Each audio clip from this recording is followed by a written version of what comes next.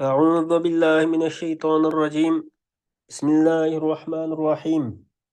الحمد لله رب العالمين، والعاقبة للمتقين، والصلاة والسلام على نبينا محمد وعلى آله وصحابته ومن اتبعهم بإحسان إلى يوم الدين.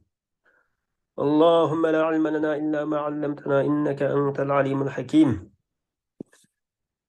آه، الله تعالى intibat bilen Sure Bakara'nınki 84. ayete keldik. Allah Teala deydi: "Estaizu billah ve iz ahadna mithaqakum la tasfikuna dima'akum ve la tukhrijuna anfusakum min diyarikum thumma aqrartum antum teşhedun." Yani öz vaqtida bir-biringlarning qinini to'kmaslikka, bir-biringlarni yurtlaringlardan haydab chiqarmaslikka sizlardan chin ahd olgan edik.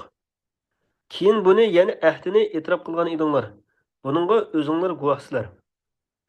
Yani ve iz ahadna mithaqakum. Sizlarning misaq degan chin ahda. Yani ahd oldik, chin ahd oldik demoqchimni. Degan edik sizlarga la tasfikuna dima'akum. Bir-biringlarning qinini to'kmanglar. Turiqunaha biqatli ba'dikum ba'da. Ba'zinglarni o'ldirish orqali qininglarni to'kmanglar, aqtirmanglar demoqchi. Ve la tukhrijuna anfusakum min diyarikum.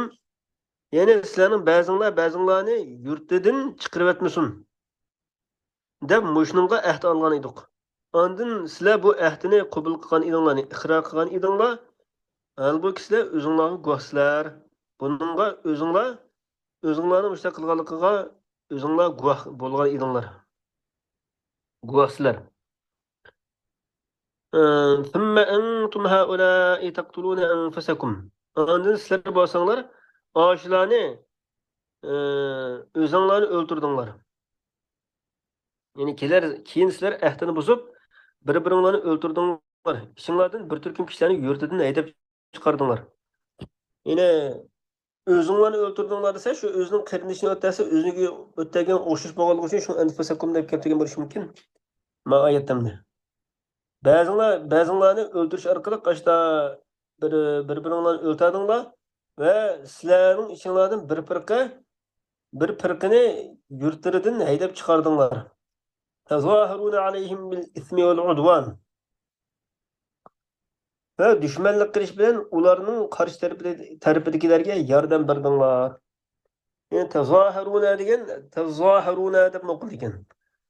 Tazahiruna deb o'qilgan chaqda asldagi tani zog'i idg'om qilib o'tganlik bo'ldi.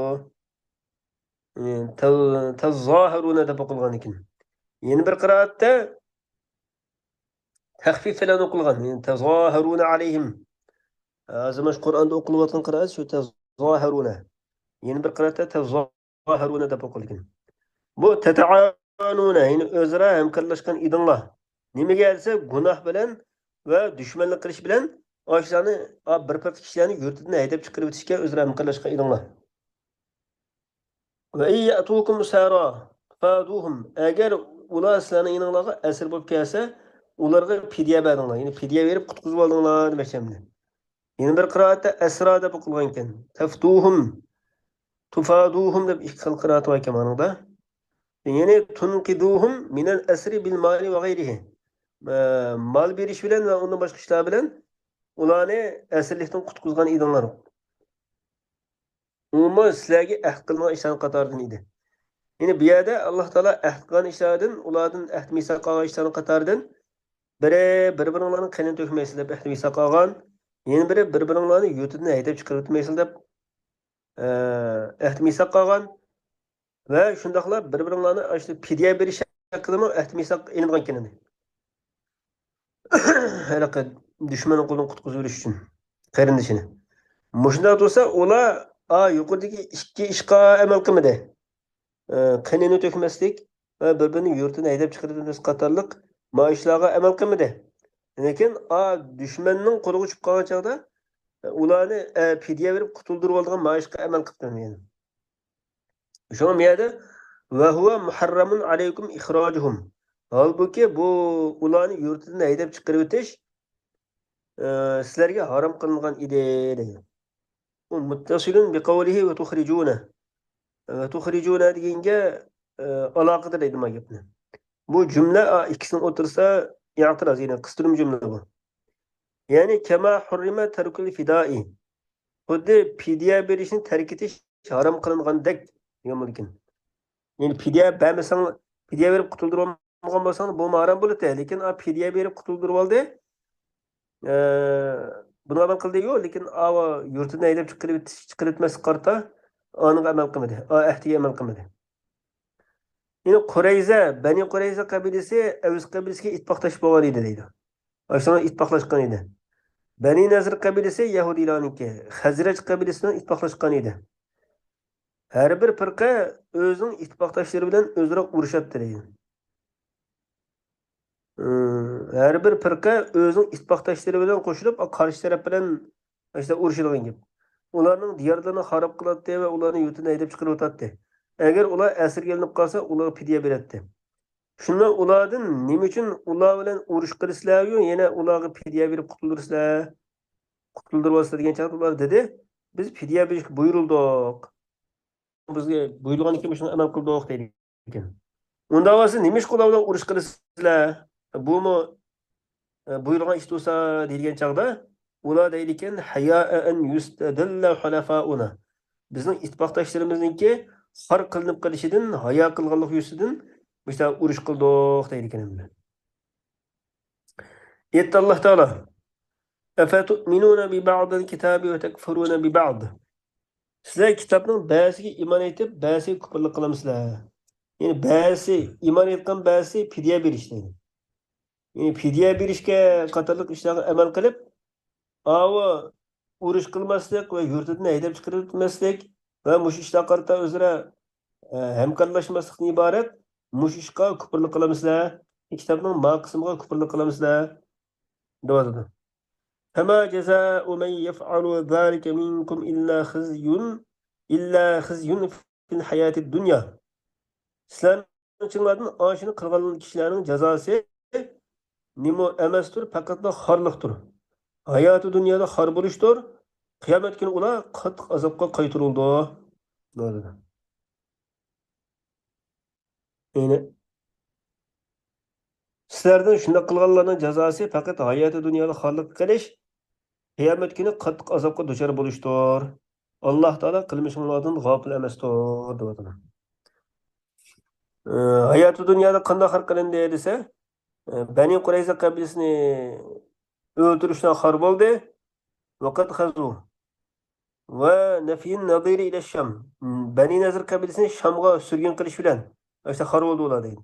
Va ularga jizya bekitish bilan. Va mallohu bighafilin amma ya'malun degan, ya'malun ta'malun deb ikki xil o'qildi ekan. O'qiladi deb. Ulaika allazina ishtaraw al-hayata ad-dunya bil Shular bo'lsa, dunyo hayotini oxiratga sotib olganlardir. Ya'ni dunyo hayotini oxiratdan ustun ko'rish bilan ashta qilganlar. Fala yukhaffafu anhum al-azabu wa la hum yunsarun. Ulardan azob yengilletilmaydi, ularga yordam berilmaydi.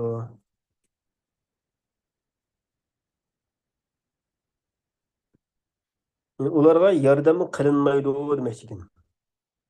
Xo'sh, Alloh taolo keyingi oyatda deydi: "Va laqad atayna Musa al-kitaba wa qaffayna min ba'dihi bir-rusul.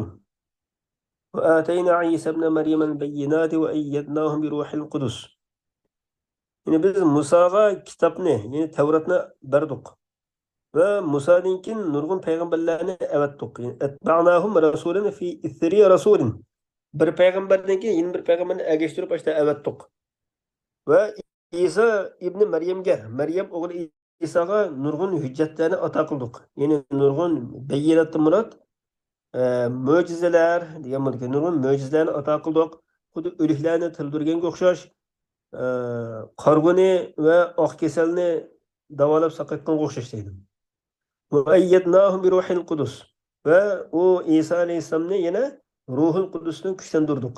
Bu ruhul kudus degan mevsupni sifatga izof qilishning jumlasi deydi. Yine er-ruhil muqaddasati Cibrile degan bo'lar.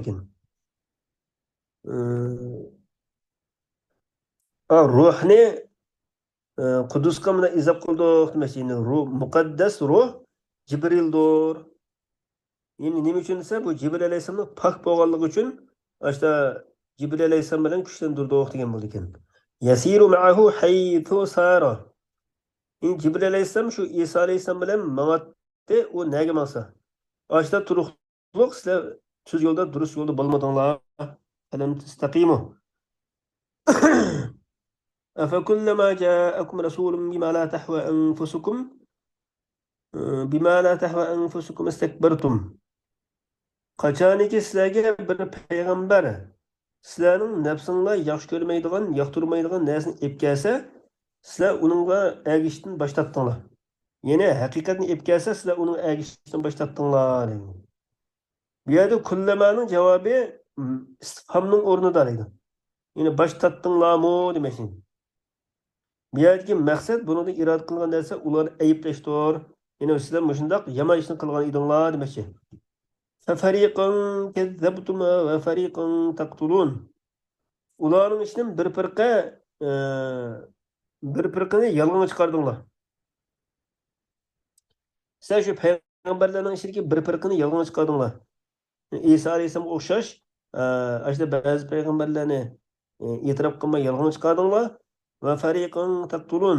Yana bir firqani, ash payg'ambarlarning ichidagi yana bir firqalarni sizlar o'ltirdinglar. Yine bular Zekeriya alayhisalom, Yahya alayhisalomga o'xshash.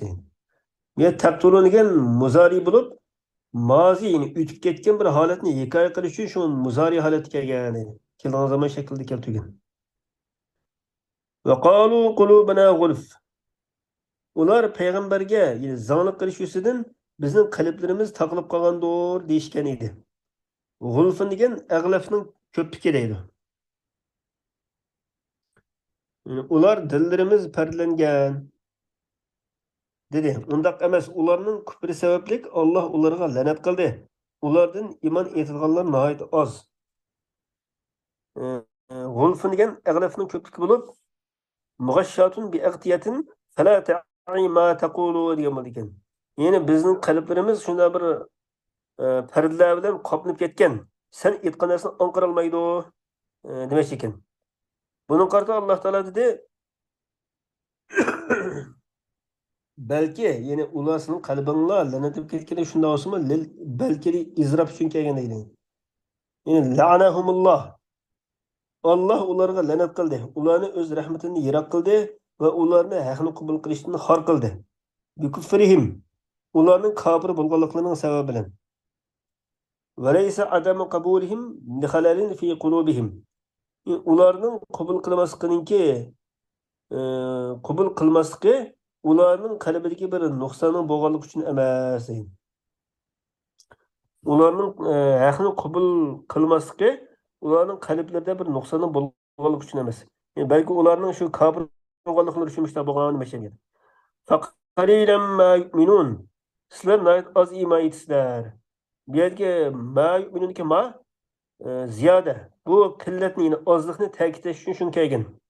Yani ularning iymon etishi bek azdir degan bo'ldi ekan. Alloh taolo hammaning manfaatiga mato qilsin. Hozir shu Sura Baqaraninki 2-chi betdan boshlab, 3-chi betdan boshlab, 3-chi betdan boshlab shu Bani Isroil haqida so'zlab ketyapti hozir. Shu 1-chi pora tugaguncha, 2-chi paraning bosh taraflarida toki shu Bani Isroilninki voqealiklari so'zlandi bu oy. Surada.